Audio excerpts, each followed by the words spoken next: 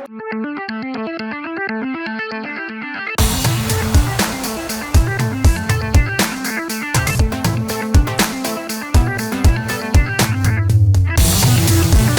who grew up with older siblings remembers what it was like when they started to have money of their own and buy new games for themselves. And seeing as how they weren't your shared games anymore, it was all the more agonizing that you couldn't play them. Lost Planet, a third-person action shooter developed by Capcom in 2006 for the Xbox 360 and PS3, was one of those games for me. While I had to watch my brother play all kinds of games, for some reason, this game was the one I just couldn't help but feel a little jealous about. I would eventually steal it and play through it, but it just immediately caught my eye from those first impressions. What did I think of the game? Well, we'll talk about that later on. Sometime later, on a routine trip to GameStop, we would come across its sequel sitting there on the shelf. We gave each other that standard shoulder shrug and the clerk rang it up. Bam! I was back to watching him play another adventure on the titular Lost Planet. Oddly enough, Lost Planet 2 was the last time we ever played the series when it was new. However, nobody had any luck finding the damn planet, it seems, because there are two other Lost Planet games. One in the form of Lost Planet EX Troopers, an anime spin-off released for the odd combo of 3DS and PS3, and the third entry, Lost Planet 3, released for the 360 and PS3 like its older siblings. Now, you guys know me. A little childhood experience and a whole lot of curiosity mixed around in my brain long enough, and well, we've got ourselves a video. I've had this craving to go back and see what it was that had me so enthralled back then. I still own the original game, and wouldn't you know, the Steam Spring Sale came to town and I decided to go ahead and pick up the second and third Lost Planets too. Hey, that's basically the entire series, so without further ado, let us take a look at Capcom's original third-person sci-fi adventure, if we don't count Dino Crisis, Lost Planet: Extreme Condition. Okay, so first game, Lost Planet 1 follows the somewhat confusing plight of Wayne, your typical soldier guy in the fight against the Acrid.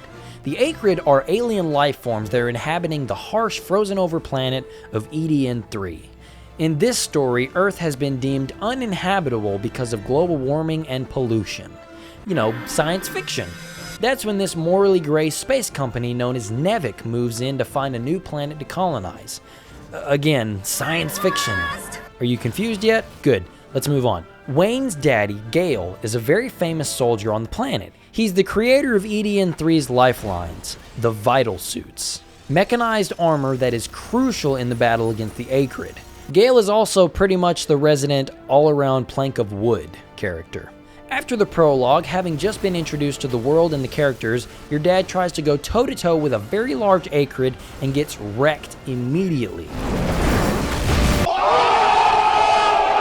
After that, Wayne is separated from his squad and freezes alive in his VS. He then wakes up 30 years into the future. Yep, a time jump 15 minutes into the game. Stellar. You are then rescued by a new group of characters. Yeah. One of the people who rescues you, Yuri, is very interested in the harmonizer you've been utilizing to stay alive.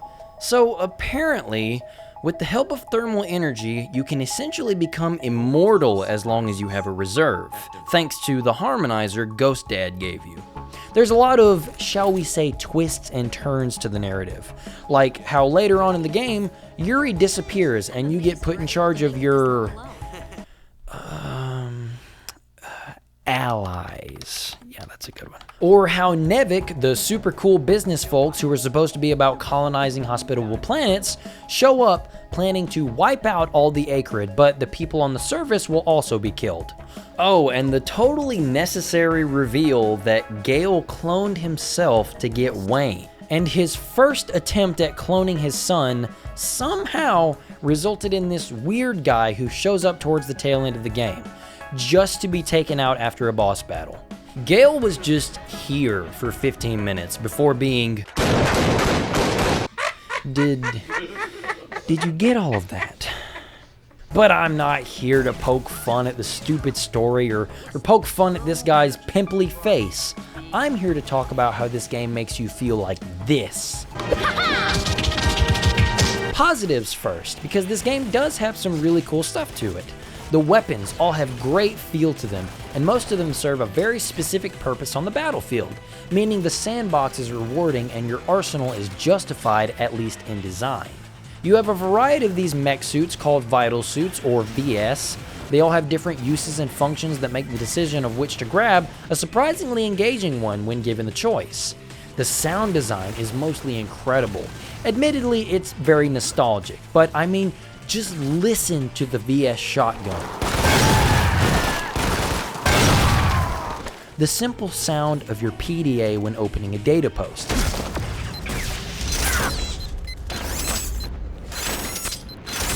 The reloading of a rocket launcher. And tell me it doesn't make your hair stand up. All of the animations are extremely weighty and have that satisfying attack and release to them. When in firefights, it can feel extremely good to place your shots and make those risky jumps and dodge rolls. But most of all, there's the anchor. The anchor is without a doubt the coolest part of this game. No contest. It's a grappling hook. Come on! It can come out in a fraction of a second. It goes wherever you aim it. It can be used to break frozen acrid and harvest their thermal energy so you can stay alive. You're already confused, so don't try too hard to understand it. And it's also great for giving you vantage points where you otherwise might not have one. It makes platforming actually fun for a game with such restrictive movement. And it can be used in so many creative ways when up against an enemy. But you see, my dear viewer, it's risky to have fun in this game. Let me show you.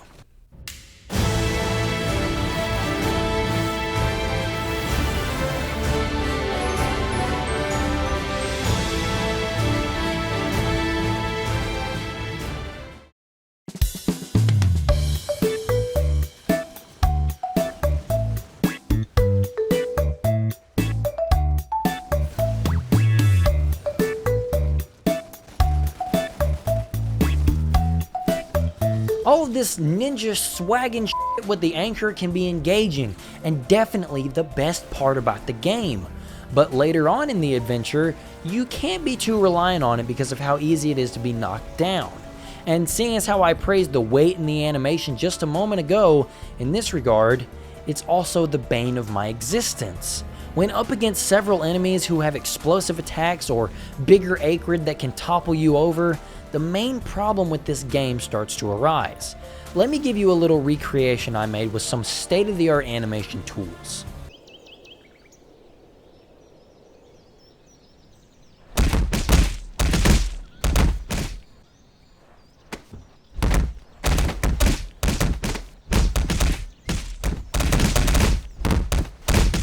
The knockback in this game is infuriating. You can spend a solid chunk of the game just getting constantly juggled by explosions and larger enemies. There are no allies or anything in this adventure, it's just you, and whatever you can find hidden in the levels. And you know what? I'll give the game that. It has some really standout level design that would make multiple playthroughs on a lesser difficulty a no-brainer to run back through. Multiple layers, both vertically and horizontally, hidden items in vehicles, and the relief of data posts that are a joy to come across. But seeing as how I went through this game on hard mode, I did not have the patience.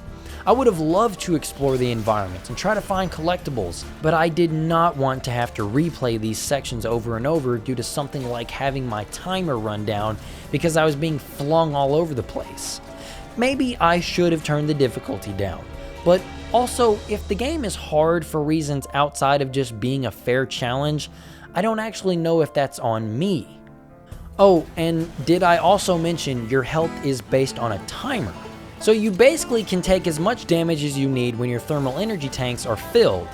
But when the tank gauge runs out, you have a very small health pool before it's back to the last checkpoint.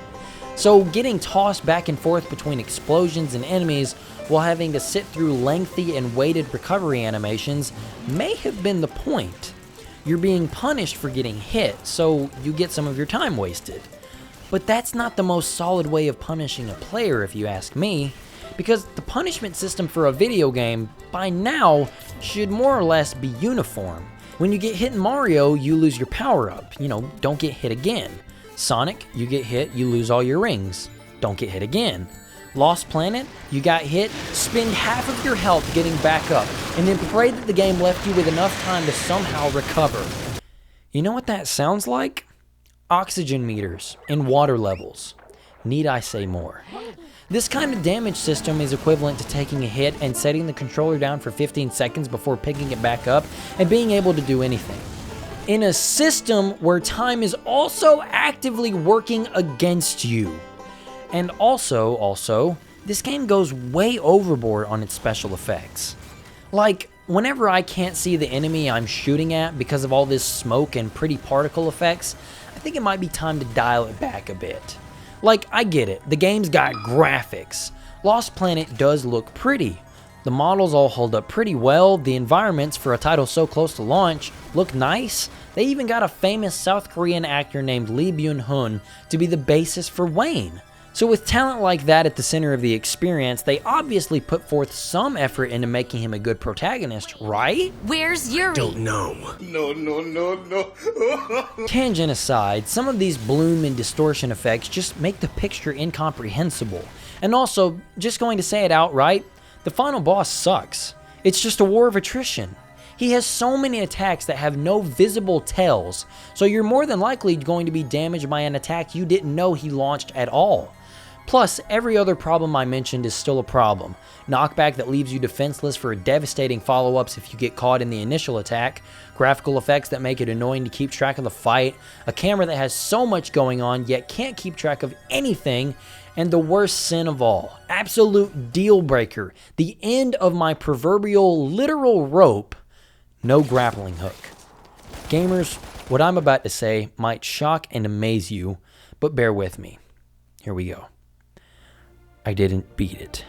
I couldn't find the will to finally beat the last boss.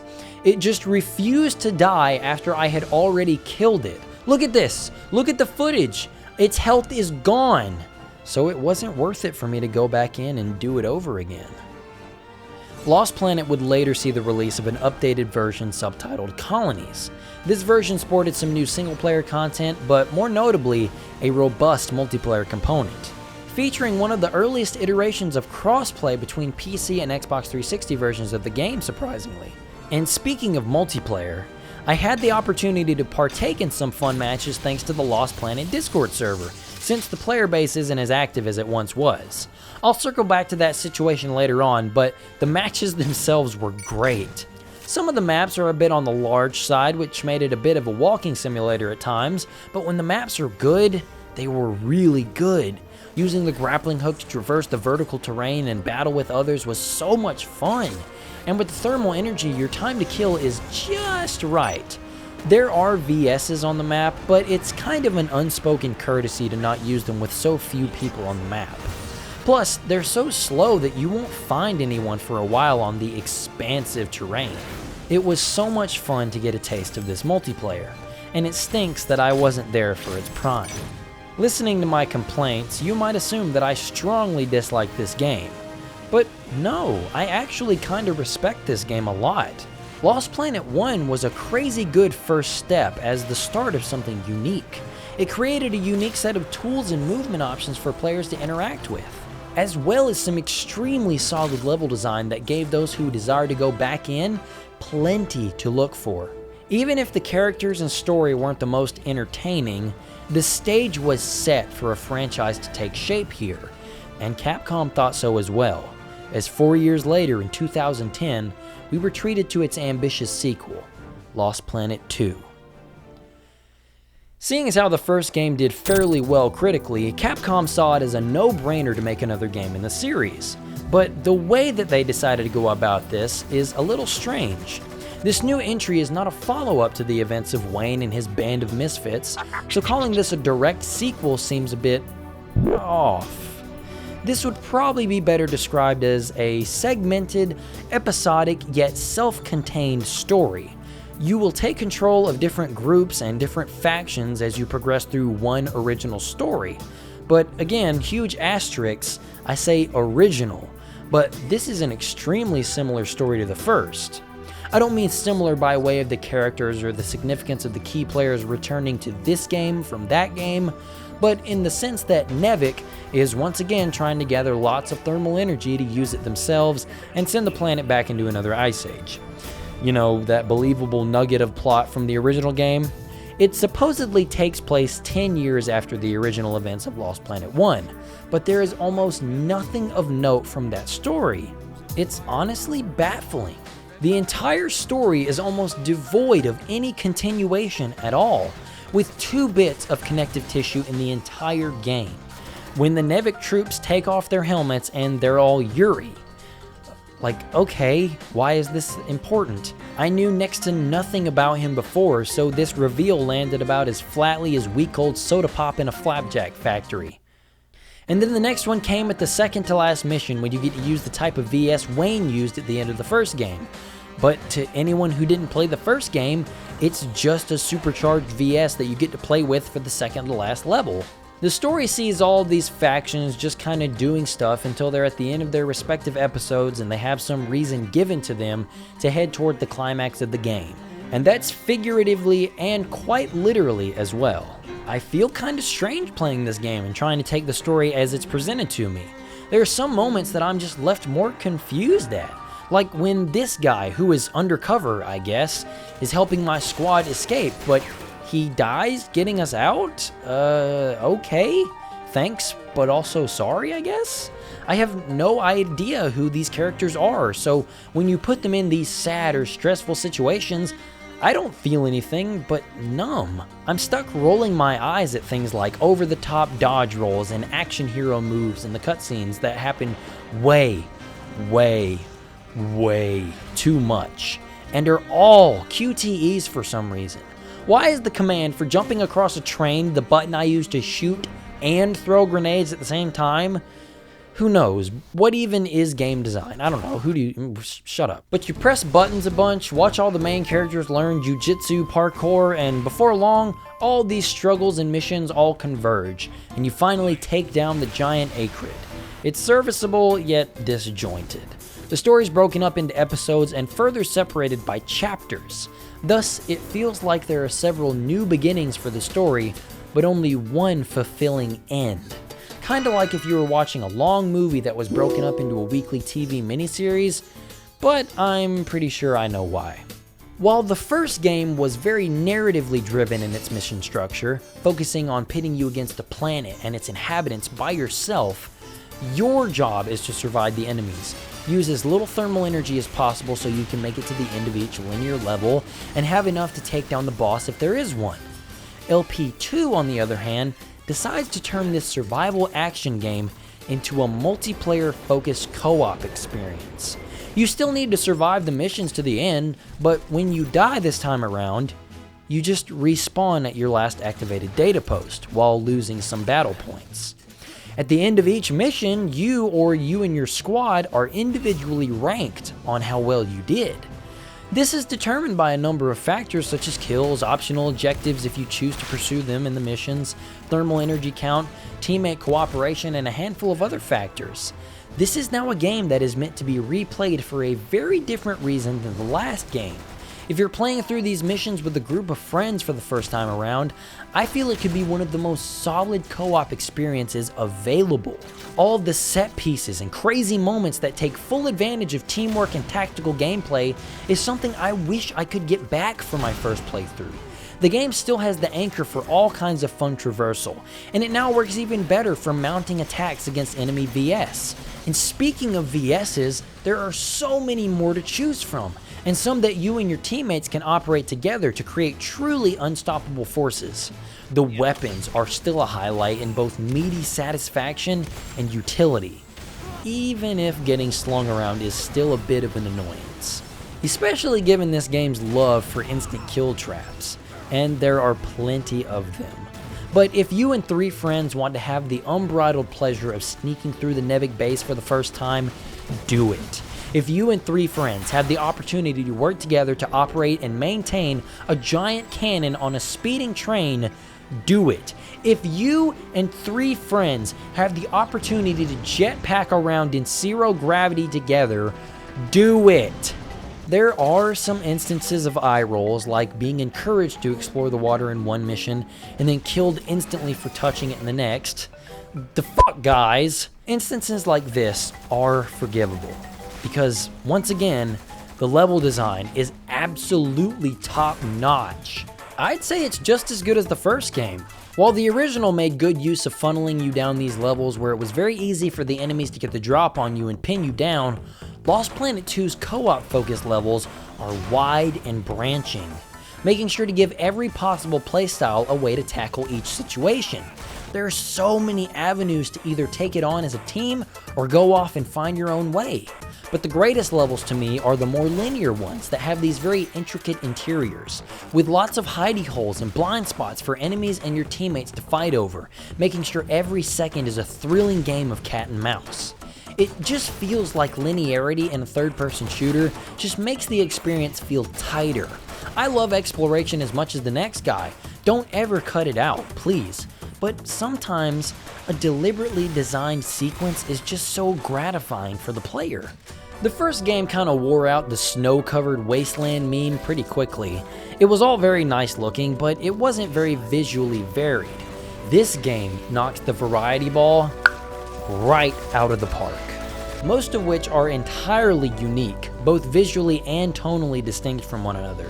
Clearly, there was a great deal of effort placed into how these levels look and play. However, this game's different approach to boss fights flipped the cat and mouse dynamic on its head. So, with most chapters only lasting a few minutes, you fight new bosses at a pretty consistent rate. But seeing as how, again, the challenge is now to fight the boss as perfectly as possible while keeping your teammates alive, the focus and impact of bosses changes. Because if you want that S rank at the end of the chapter, you need to punish that boss's weak spots hard. And after it goes down, it drops all kinds of goodies. That's right, there are loot drops in this game. Kinda makes it feel less like a survival action game when after each chapter, I can go into the menu and play dress up for a little bit. It was actually really weird to see this because I totally forgot this game even has a cosmetic system for your characters. After beating the game, you unlock the little Servbot head as a cosmetic, as well as Frank West's backpack. This all makes sense, seeing as how Mr. Mega Man himself, Keiji Inafune, was a producer for this little title. And Capcom has been putting references and Easter eggs into their games since forever. Anyone want to go for a Jill sandwich after the video? Multiplayer returns, and boy, does it return! It's honestly just as strategic and fun as the main game. And I would say that the variety added to the PvP aspect here was perfect for what they were trying to do. As I said, you will find loot drops during the campaign missions, which give you credits to spin this roulette in the main menu. This will randomly give you emotes, new costumes and cosmetics, and even more powerful weapons. Then you can customize your character's looks and weapons and then duke it out with your friends in a wide variety of custom games. You have to use every advantage possible, otherwise you'll get destroyed. Especially if you play with some incredible shots like I had the pleasure of doing. Even though I swear this stupid head I had equipped makes headshots like free for you guys. But if you're smart and use your equipment wisely, you'll be able to get some kills in. The variety of these new weapons is commendable. I wish they weren't all randomized whenever you spin the roulette, but it's not that big of a deal considering the amount of credits the co-op missions provide. My personal favorite was this meaty gun sword. The shots were slow and a little weak, but if you got close enough, you could dash to the enemy and cleave them up for a quick kill. It was very satisfying. Custom game nights with lots of friends would definitely be fun. I can only imagine how much intense action a full Lost Planet 2 match would be. You're unlikely to see that level of activity today, but the Lost Planet Discord server was so helpful in the making of this video. If any of you guys are watching this, thank you so much. There are only a few games I keep on my hard drive at all times. Sonic Adventure, Pavlov, Metal Gear Rising to name a few, but after this experience, Lost Planet 2 has earned its place among the greats. There is such a sense of community here. Like, when in a free-for-all match, someone went for a VS and the rest of us teamed up to focus fire and take them down, and then immediately turn right back on each other. It's so much fun. I can't understate it. Whether you're shooting a saw blade at my face, sniping me from across the map, or playing explosive frisbee, I appreciate the amazing fun. And shout out to my buddy, the Mikening 5091. Only true friends can run around and activate all the data posts together, and then turn around and blow each other up sky high. So go check this game out if you're interested at all. It has my highest recommendations for a group of friends. Even better if you can make a nice home in the Discord server. So, after all that being said, I think this one is going to be tough to beat. The hours and hours of fun that this game will undoubtedly give me trying to get S ranks, playing PvP when I get the chance, won't likely get old anytime soon. I'm very glad I went back to this series for Lost Planet 2 alone. I cannot stress enough how much of a good time this game was, and would be for you and your friends. Okay, the Lost Planet series so far has been a solid single-player action survival game, and an arcade-like aggressive multiplayer experience that still has a following today. So what could be next for a series with such strong feet in two different established genres?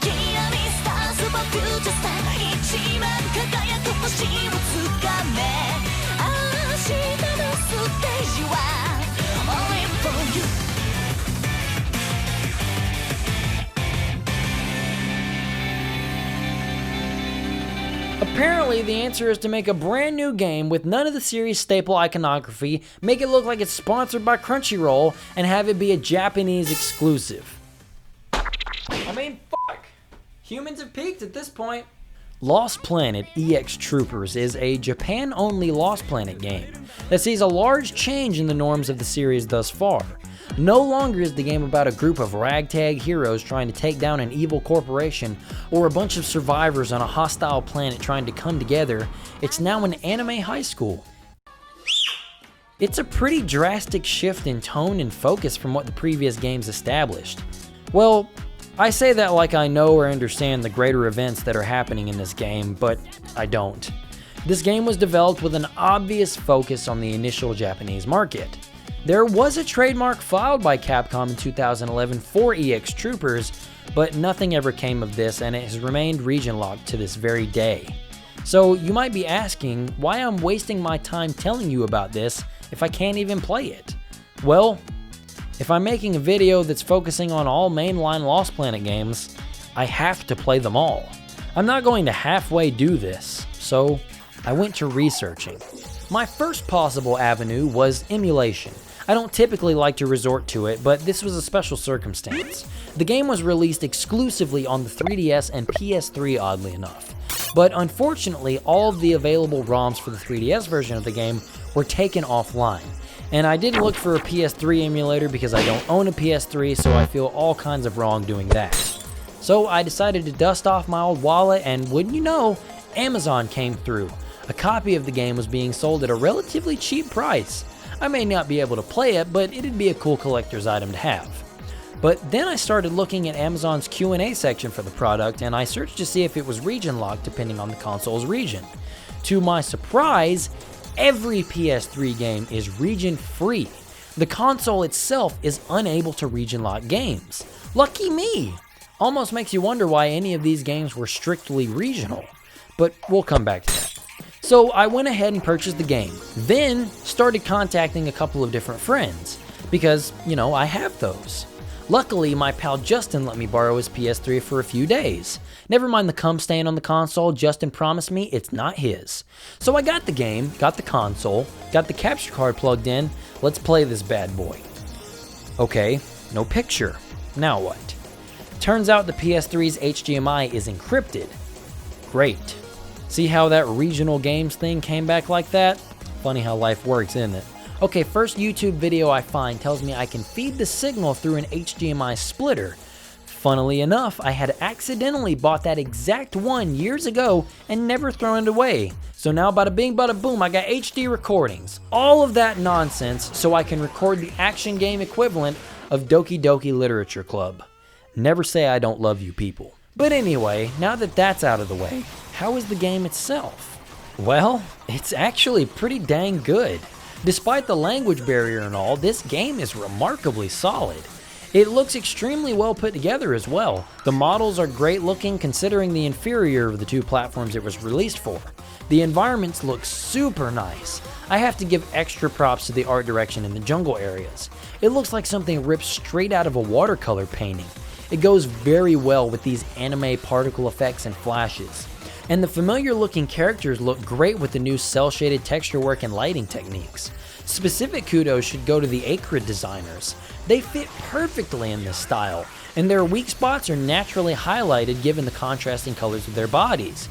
And I was especially delighted to see some of the more iconic VSs in action, alongside the obviously Gundam-inspired VS that your protagonist takes control of. Again, I obviously have no idea what's happening in the plot, so I don't plan on trying to summarize my thoughts on it, because this game is extremely dialogue heavy.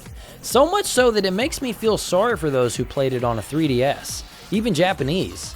Like, wow, I'm surprised they had this much faith in the plot to make some cutscenes last as long as they do. It gets straight Metal Gear at some points, with cutscenes reaching some ridiculous lengths. This is what I could put together through playing the game. Essentially, your character Bryn is a new student at this Nevik complex / high school, and you fight Acrid, become friends with your Gundam VS, and fall in love with an anime waifu. You basically live out my fantasy, and Final Fantasy VIII. But that's it, that's the bare bones.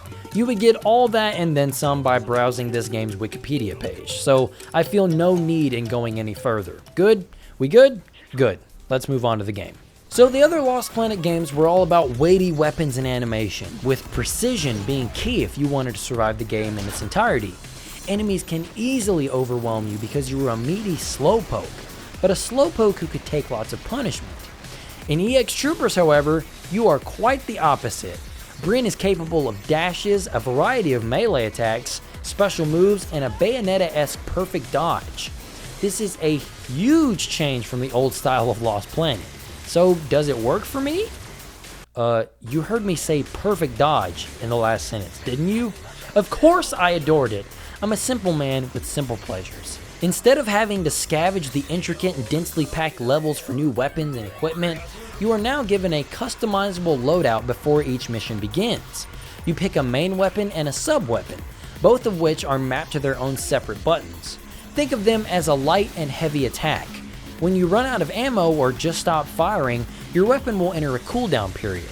When they finish this, they will be fully reloaded. So you essentially have all these weapons with different rates of fire, ammo counts, cooldown rates, elemental side effects, and spreads, with no downside to any of them outside your own playstyle. Not to mention you can upgrade each weapon once you find the correct materials by defeating enemies, but you don't really know what you're upgrading if you don't understand Japanese. Unless you're smart like me and use Google Translate on your screen like I figured out by myself with no one's help at all except for me. Okay, alright. Okay, I had some help. You have so many options for customizing your weapons and playstyle, on top of all the other maneuvers. Most notably, your new melee attacks. When you're just standing still and you strike, you'll do a standard kick move. It comes out very fast and is great early on when you're waiting on a weapon cooldown. But if you dash and then quickly tap the melee button, you'll initiate an uppercut move. This acts as a dedicated way to launch enemies into the air and then follow up with juggles. You can also execute a heavy kick while in a rocket dash. There are a few different types of dashes altogether. By simply pressing the button at a standstill, you'll go into a standard block. If doing this while moving in any direction, you'll go into a basic dash, which acts as a dodge of some sorts. You can go into a slide by firing either of your weapons during a dash to keep the fire up while evading. By holding down the dash button, you can go into the aforementioned rocket dash, a much faster but less maneuverable super dash. But if you time a dash or a block just before the enemy hits you, you can activate a stylish perfect dodge. This negates all damage and also allows you to fire a special shot that has a high probability of leaving the enemy open for punishment. Does that sound familiar? Yeah, it sounds a little familiar. Basic enemies such as other humanoids are the most fun to me because it's where you get the most opportunity to juggle the opponents. Grappling hooks and air juggles are kinda my biggest requirements. I'm a simple man with simple pleasures. It's immensely satisfying to come up with chains of moves and attacks that keep the enemy suspended for as long as possible. But you can't be too reckless because you will get slammed if you mess up a hit in your long string. Most acrid and larger enemies can't be juggled, however, but depending on what enemy it is, there is a specific way to get them down and use the anchor to open them up for big damage. With these changes to the formula, it really makes each battle feel like an intense dance. Who would have thought that acrid, with their telegraphed attacks, make for incredibly engaging action game enemies? It's crazy to think just how a few extra additions and mechanics changed Lost Planet's formula so drastically, and I would say wholly for the better, or at least better for the more action-inclined players. But there are a few caveats. The anchor, my favorite piece to the puzzle of this series, is now relegated to context-sensitive button presses. I totally get why though, seeing as how the very rudimentary level design doesn't really leave much to the imagination. That's kinda two negatives in and of itself right there, but I would like to be able to use my anchor freely. If not for exploration, then for combat. Juggling enemies is already so much fun. It could have been given some extra life by giving me the option to chase the enemies into the air with my anchor, or even let me cling to the top of the level for a follow-up. That's just an idea though. My point is that a staple of the series was relegated to a much smaller piece of the sandbox. Mechanically, it makes sense to focus less on it here, but it does leave a bit of a void in terms of variety, no matter how you look at it. It's also much less about a collection of progressing levels that move a narrative forward, but rather a collection of bite-sized missions fit more so for a handheld title. Kinda like when Kingdom Hearts handheld titles were ported to consoles. The formula was built for short and convenient play sessions, but the console ports aren't actually changed enough to fit a console gameplay loop. The game sees you progress through several different hub areas as the narrative progresses.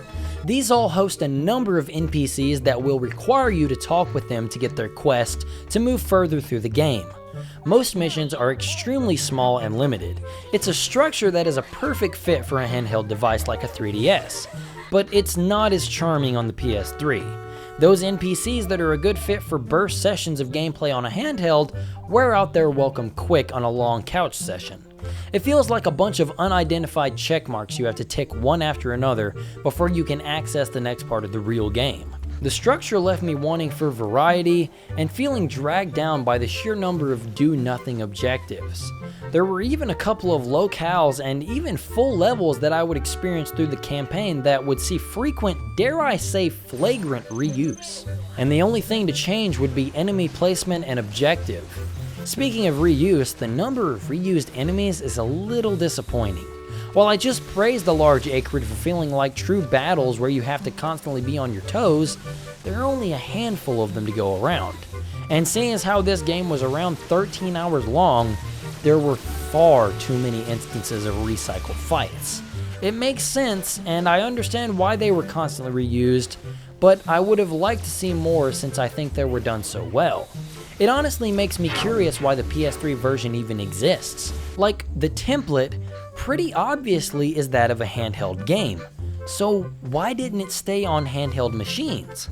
The PS Vita certainly could have used another title to keep it from dying out so quickly, but a console version? The argument could be made that the PS3 could reach a wider audience, but then you come to the regional restrictions and that whole idea goes out the window. It baffles me to no end. The missions were mostly focused on go here or there and destroy X number of enemies or complete another recycled objective type. It's nothing distractingly bad, but it's also nothing to write home about. I'm sure you've noticed the AI companions running around at this point as well. Yeah, me too. I mean, it's not that they're useless, they just don't contribute all that much to a firefight. I mostly use them as bait. The enemies were focused on them quite a bit while I tended to the objective, so I'm not complaining. Even if a bit repetitive at times, the missions are thankfully the most enjoyable part of the game. And the post-game content gives you much more to sink your teeth into. The post-game opts to focus on these VR missions that progressively get harder. but they get much more ruthless after the credits roll. EX Troopers isn't a very challenging game if you're being careful. The majority of my mission failures can be attributed to not meeting my time requirements or something of the sort. Game over by technicality, in other words.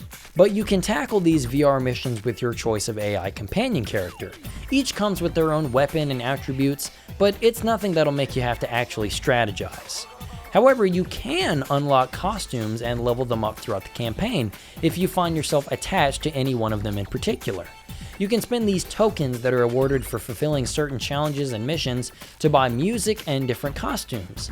And you can try to shame me for buying the bathing suits for these cute anime girls, but I do not feel that which is unwarranted. VR missions are also playable with friends if you have the ability to do so, which is pretty unlikely. But from the footage I've seen, I'd bet it would be pretty fun. Competitive multiplayer is also a feature here, and I would try to log on and experience these things, but the PS3 I'm playing on might not be running the most official iteration of its operating system. Don't tell my parents, please. It looks fun enough, if a bit chaotic. I think the cooperation structure is a better fit for this type of game overall, but I really hope to be able to experience this someday regardless. Co-op for the Lost Planet series may end up being my white whale, the thing I end up pining over and chasing till the end of my days, because it just seems so fun on paper. Alas. But that might be coming true at some point in the future. There was a fan in the process of translating the game for 3DS emulators, but I'm not sure if this project is still in development. One main reason Capcom has been so reluctant to give this one the English treatment is because of the nature of its cutscenes. While most games have subtitles that are in a string of text files in the game's code, EX Troopers text is hard-coded into the game's art.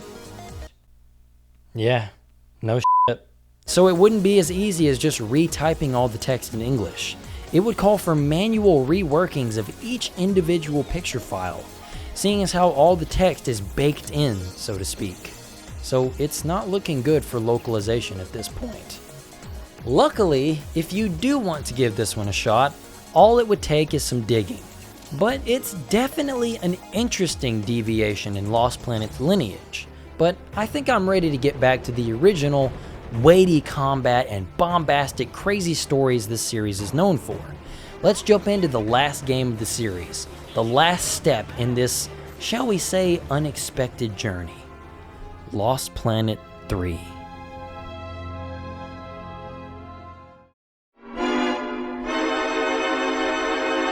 Oh no!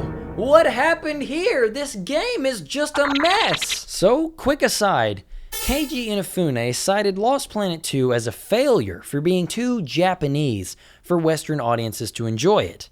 Well, if that's the case, Lost Planet 3 is far too American for anyone to enjoy it. This entry of the series effectively undercut the entirety of the legacy of this brand's name. And I know you might be thinking, Ross, you're being too harsh. It can't be that bad. It's not an absolute dumpster fire or something. And to that I would say, perhaps. Maybe I am being a bit dramatic, but I also know what this series is and is supposed to be. And this ain't it, Chief.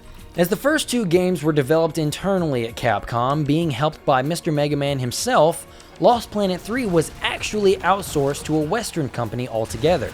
Spark Unlimited was responsible for a few first-person shooter titles such as the first console Call of Duty game, Finest Hour, way back when on the big old box. And massive air quotes here, most recently, Lost Planet 3 and Ninja Gaiden Z. Before closing their doors that following year. And after using this as a basis, it's pretty easy to see why Capcom usually tends to shy away from this kind of outsourcing hereafter. To begin, the game's creators have marketed all of these changes they've made to the Lost Planet formula. The largest of these is the strides it takes to be more cinematic, and make you feel like you're really exploring this world for the first time. Everything happens about 50 or so years before the events of Lost Planet 1. It makes sure to show you the birth of the Snow Pirates and their beef with Nevik. Alright, fine, a main series title labeled 3, no less being a prequel. A little bit of that DMC magic, huh, Capcom? The main protagonist is Jim Payton, just your average hard-nosed everyman who was struggling to provide for his wife and newborn son on Earth. So he took up a well-paying job to be a repairman on Nevik's new endeavor, EDN3. If I can praise one thing, it's the character writing. I think this is a very well-written group of characters. Most are very quirky with their own personality and traits, so at least none of them feel copied and pasted. And some are difficult to discern what their true motives are. I was fairly entertained when the characters were interacting. My biggest problem with the narrative is how it feels rushed, not altogether comprehensible, and eager to connect dots that don't have any business being connected. For instance, the game is told from an aging Jim's perspective. The first cutscene in this game is... Oh, yeah, sorry about the quality. Apparently, the PC releases HD cutscenes are DLC for some reason. I'm not kidding, and it's 8 gigabytes of extra game that honestly should just be patched into the official download. Just another reason to love this game. So, the cutscenes I show off will be a little pixelated. Sorry about that. Anyway, what was I saying? Oh, right. The beginning of the game. So, it starts off with an old Jim having been mortally wounded and being taken care of by his granddaughter. I hate this. I know it's been said to death, but can we just start our stories where they begin? Is it that difficult to grab an audience without resorting to something unoriginal like this trope? On media res doesn't make you smart, it just feels inconsistent and heavy-handed when done like this. Or that you just don't have faith in the beginning moments of your story. Jim's granddaughter has no real meaning in the overall story either, so it's pointless for her to be here in the first place. She watches her grandfather get wounded at the beginning of the game, then when he dies, she starts the next generation of snow pirates. Bam, that's it. And not to mention, there are times when the story just jumps around. Like when you finish a menial task and then get thrown into a pixely cutscene that shows you how great Jim is doing. And now it's months later. Or when Jim warps across the map without any context or connective tissue for the story. It's nice. It's real nice. I love it. It makes it feel very disjointed and hard to figure out what to follow or what to even care about. I came into this knowing it was a prequel, so I figured they would try to make reference or set up some of the events of Lost Planet 1, but the ways they did connect the dots feel like something that was made from a deadline, not careful planning. It feels like it's 2005 again. You know that's not true! Be gone! Take Gale as an example. Your mechanic in this game is a really likable character. He's voiced very well too. Daniel Counts? Oh, Counts. Now I feel stupid. Daniel Counts was probably my favorite performance in the game, with Jim in close second. Shoutouts to the talent where it shines through here. But anyway, he's a very goofy, awkward kid who is great at tinkering and upgrading your rig. Okay, quick side note, this thing known as your rig is the precursor to the many VSs from previous games.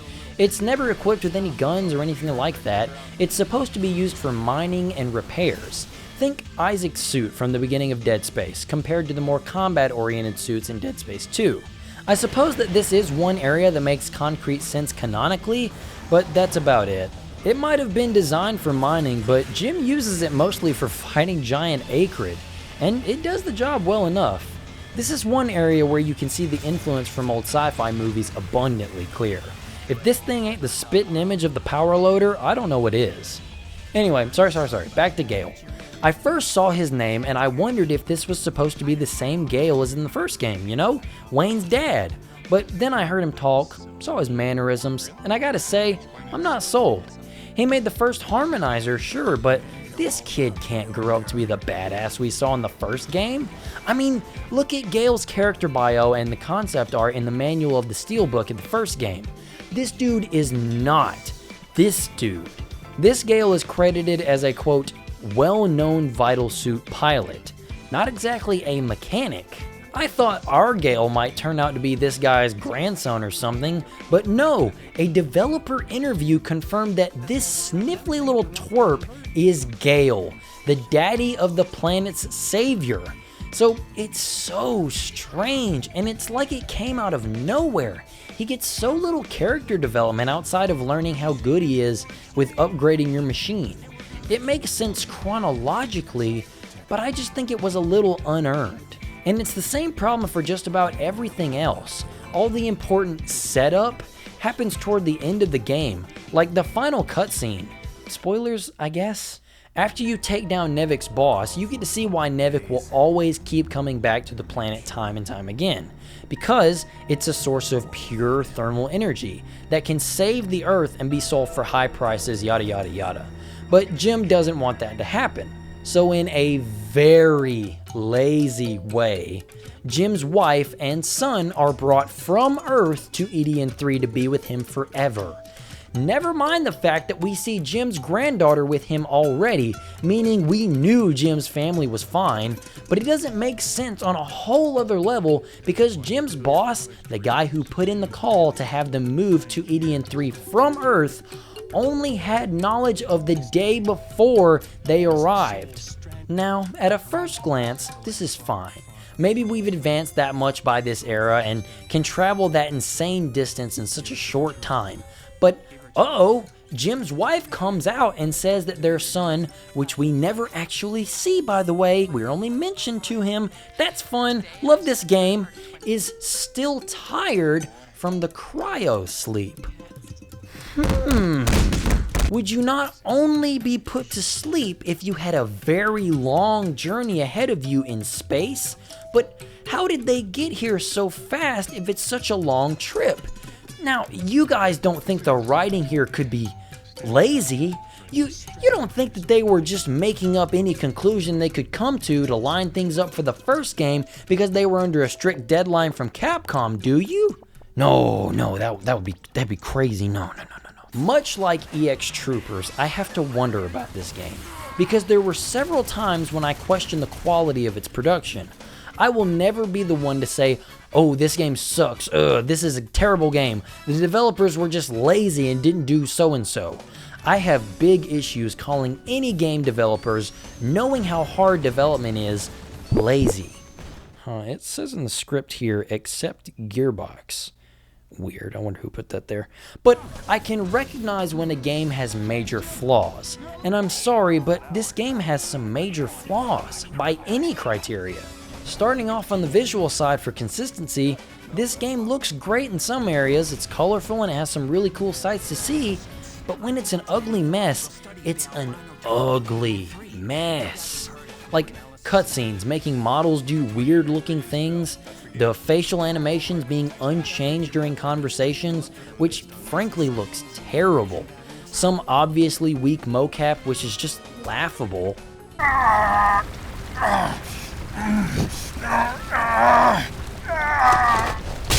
Calling the grappling hook a grappling hook and not an anchor? Yeah, that's right, they mucked up my baby, I ain't gonna cry too much. And making it look so stupid to use. Plus, making it exclusive to context-sensitive points and not giving us full access to it. Seriously, this is not okay. This is also around that time where games started to use browns and grays a lot more to make it seem more mature and hardcore. Like, suddenly every game had to be Gears of War. Problem is, these devs just decidedly do not understand Gears style, thinking simply having no vibrant colors means it's gritty and cool. To put it in the bluntest way possible, trying to copy things that those games do shoots Lost Planet in the foot specifically for a number of reasons. Mainly the Acrid. They're the main enemy you fight and they are so terrible in this game. The worst Acrid, I kid you not, is the basic Acrid. The small one that just charges at you, because they oftentimes throw them at you on moss.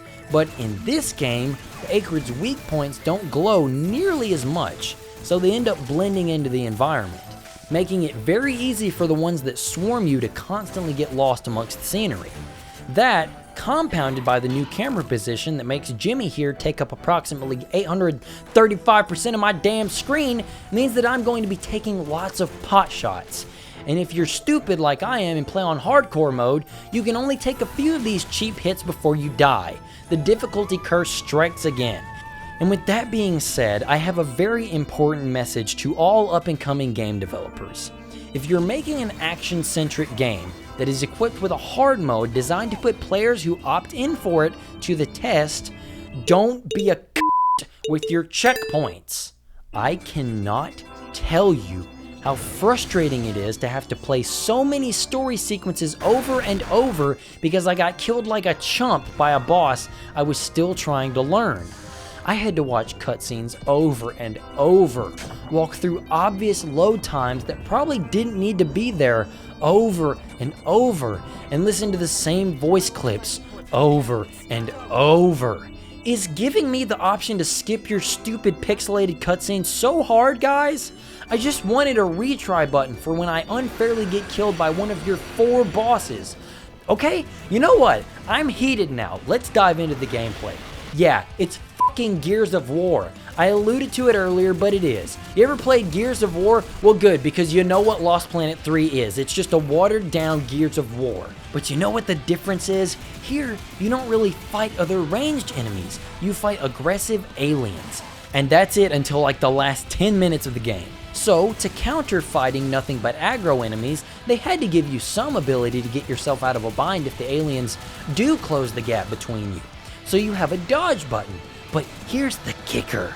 It doesn't work how you might initially think. Pressing the button in any typical scenario will make you do a normal roll. But when against certain enemies, when they do certain attacks, you have to time the button and he'll ignore the move's hitboxes and just kind of move out of the way. Now, understand, this sounds like one of my kinks. It even sounds like EX Trooper's perfect dodge and counter system. But here's the key difference. This half-baked mechanic completely defeats the purpose of what you're trying to do here. You don't even have to use a directional input for these. But then, there are some attacks that can't be dodged away like this at all, and they happen right after the ones that can. And the worst part is, these moves come out within a fraction of a second. You want to know how to break an action combat system? Just change the rules of blocking and dodging in the middle of a combo, and you're well on your way. You got it. Yeah, you're good. Don't worry about it. But the magic of action games, to me anyway, is the timing and memorization of patterns, hopefully with a healthy heap of flash thrown in for good measure. You have to see what an enemy can do, and then make an informed decision in a short amount of time to counter or avoid the situation. There's a lot that goes into this, but one of the most important elements is making sure the player has all of the necessary information to react accordingly. Most of the enemies in Lost Planet 3 have next to no wind-up on their attacks. They can use moves that will kill you in as little as 2 hits back to back. And with a handful of exceptions, most bosses can lead with a first attack that can leave you stunned long enough to be helpless for a follow-up attack. There are some neat ideas here, like being able to stun lock the boss by countering his taunt with a grenade throw is awesome, but at their worst, these bosses are tedious and frustrating to encounter. And at their best, they're boring dodge fests that require little strategy or thought. It really feels like the team was trying to make some kind of compromise between the weightiness of the original games and the cinematic approach they were taking with this new entry. This led them to create something that is an irritating game that has lots of scripted sequences that are, at best, mildly interesting on the surface level. Compare this to the replayable experiences of Lost Planet 1 and especially Lost Planet 2, and the difference is night and day. That's also a great way to describe how the structure is handled. While the last 2 games decided on the arcade-like method of mission-based stories, 3 has chosen the route of an open world, where you can spend the game following a waypoint around, practically holding your hand as it guides you to the next mission area. You'll eventually gain upgrades that'll allow you to traverse other areas in the world, but very few optional paths. It's actually ironic that the linearity was a point of praise for me playing through Lost Planet 2. Linearity in that game, though, was designed to lead the player between areas where there was stuff to actually do. That's not the case here. If it's not a short little extra area with some cash that'll take you maybe 5 seconds to complete, it's a fork in the road that leads to something very similar. There are some side quests to take up and some extra collectibles to find, but I never bothered hunting them down because they were ultimately worthless. Some of them gave advantages and perks to your rig, like when you had to use it in a brawl with a larger acrid, and that's something I suppose, but not at all necessary. I actually liked some of these brawling sequences, but it was a little shallow and it felt highly scripted, so I didn't feel much drive to improve, and certainly not spending any extra time with the even more shallow exploration. I'd like to say that I appreciate the effort Spark Unlimited put into the swan song of Lost Planet, but ultimately, I think they completely missed the point of what made the franchise great in the first place. Instead, opting for a cinematic game that wasn't as mechanically deep as the others, even the multiplayer suite seems to be just as generic as a third-person shooter. And I get there's nothing inherently wrong with that, but there are several elements that made the previous game stand out. The anchor made the game more interesting and had several advantages in and out of the heat of battle. The harmonizer made thermal energy much more of a necessity, not so much a currency that you could use to buy useless upgrades and weapons. The change in art style and focus now completely misses the point of Lost Planet. And you know what? All these flaws I've mentioned made themselves known as early as the first encounter with the Acrid. When they absolutely decimated me, I saw that this was no longer a game about arcade fun. Fun was not the aim. When their energy drops are now this glowing plume of energy, instead of the immediately identifiable pools of goop, I saw this as now more of a serious game. And when I had to replay the same broken cutscene just to try again after being put down so many times, I knew this game was going to fail as even an engaging video game. So for those reasons, I am sorry to end this little retrospective with saying that Lost Planet's last game killed its legacy. Man, I really didn't expect this video to be my longest one to date. I think this series is one that's interesting to look back upon. After the first game, every subsequent release changed drastically upon the next release. 1 and 2 are the closest you'll find to a coherent couple of games, but the following 2 are a little bit of a stretch. But I suppose that's what happens when you let other people take the reins on a franchise. If you're looking for a good arcade game that you need to be conscious of your resources and ammo, I recommend Lost Planet 1. If you're looking for one of the most underrated co-op experiences ever created that also lets you make Albert Wesker into a Ginyu Force member, I cannot recommend picking up Lost Planet 2 enough.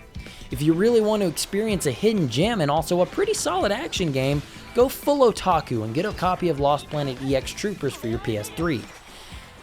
And if you want to torture yourself with an okay batch of characters, filling in blanks that didn't need any filling, boring combat, tedious waypoints, and an overall forgettable experience, play Spider-Man 1 the movie game.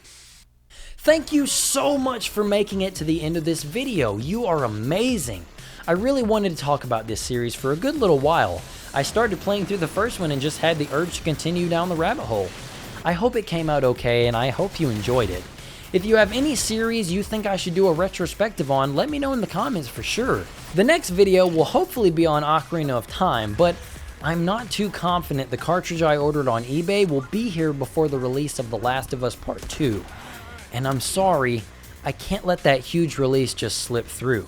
So if that ends up happening, I really apologize to all those who have been waiting patiently. I'll make it up to you somehow if it does end up happening. But anyway, I appreciate you all so much for watching. So thanks for stopping by and have the best day.